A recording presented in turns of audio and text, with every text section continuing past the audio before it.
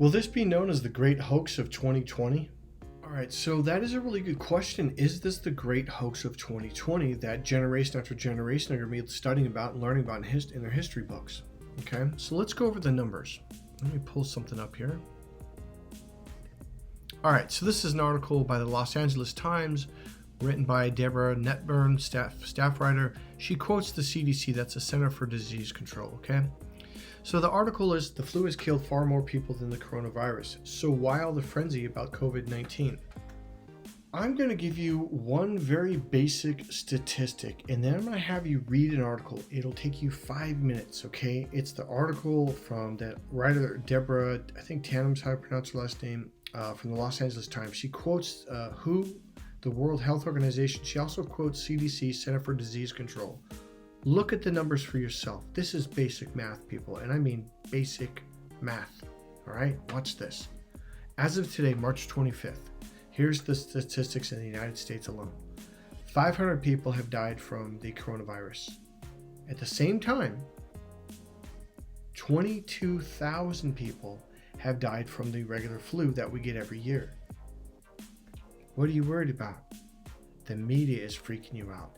That's what this is really all about. The media is putting you into a panic, okay? I'm going to make another separate video about that. That's going to be the next video, okay? The purpose of all this is to put things into perspective so you can calm down. You're going to be fine. You're not going to die. Your children aren't going to die. In fact, I want to go back to the article because it talks about, okay, a lot of people, when they get this, they're asymptomatic. They don't even know they have it because they get no symptoms. Nothing.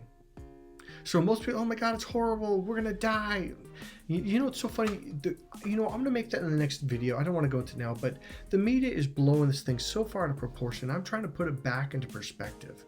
And it makes you wonder why. Why is the media blowing this so far out of proportion instead of calming people down? So I'm going to answer that question, why is the media freaking people out, in the next video. Now in this video, I'm going to read off a couple more things off the article. Please read the article. It will alleviate a lot of fear. It is a wonderful article. It uses actual numbers and statistics. So it says, in the United States, the number of reported coronavirus infections is so significantly small. She goes on to say, it is a minuscule fraction of the nearly 330 million people living in the country today. So why all the warnings from the CDC and other public health agencies? And she goes, what are we scared? Is that how she said? What are we so scared about? Okay. And here's what Dr. Otto Yang says. I think a big part of it is fear of the unknown, said Dr. Otto Yang, an infectious disease expert at UCLA. He also goes on to say the enemy you don't know is much scarier than the enemy you do know. So that's what the next video is going to be about, is why is the media freaking you out? There is actually a reason. I'm going to answer it. Something I learned in hypnosis and NLP a long time ago. All right, now let's go to the very bottom of this, okay? Because I don't want this to be too long of a video. So on the very bottom, they talk about containment, still worth a try. It says, and here's one more reason to try to contain the coronavirus, because we just might be able to do it. We don't even talk about containment for seasonal flu. It's just not possible. Said, now this guy's name, he's the Director General of WHO, the World Health Organization. I can't pronounce his name. Says Tedros Adhanom Ghebreyesus. I'm not even trying to pronounce it. He says, but it is possible for containment for COVID-19.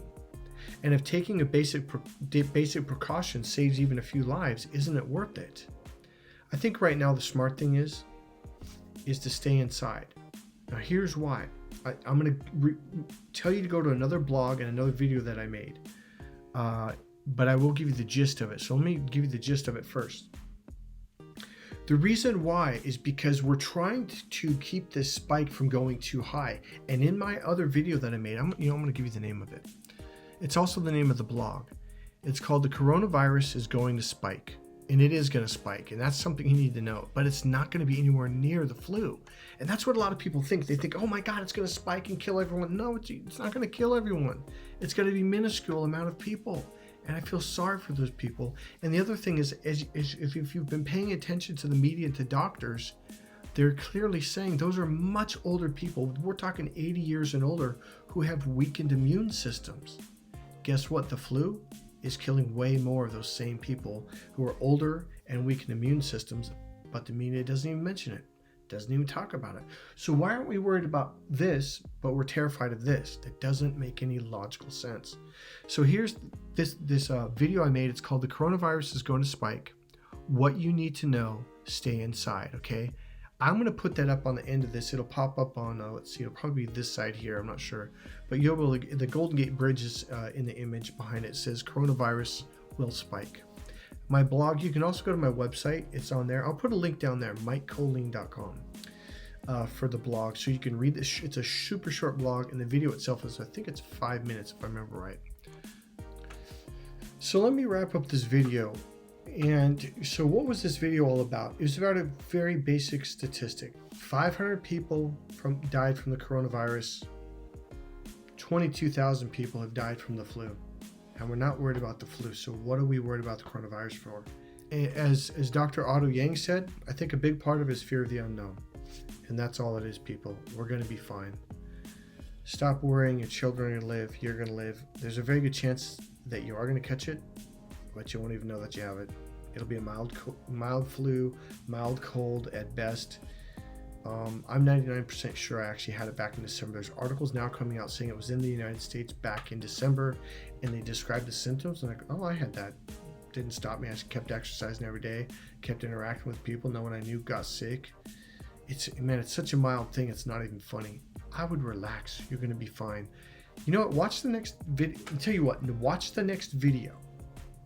I'm going to explain to you the psychological techniques the media is using to freak you out. Because here's what I keep saying, coronavirus, the flu, is because most people are not terrified of the flu at all, but they're terrified of the coronavirus. But the question is why? It's because the media is using fear tactics to panic you, to put you in a smaller part of your brain. And that is what we need to talk about. Hey, this is Mike Colleen at mikecolleen.com. Go to the next video and watch what I'm going to explain to you in that. Remember, click subscribe, click like, and make a comment.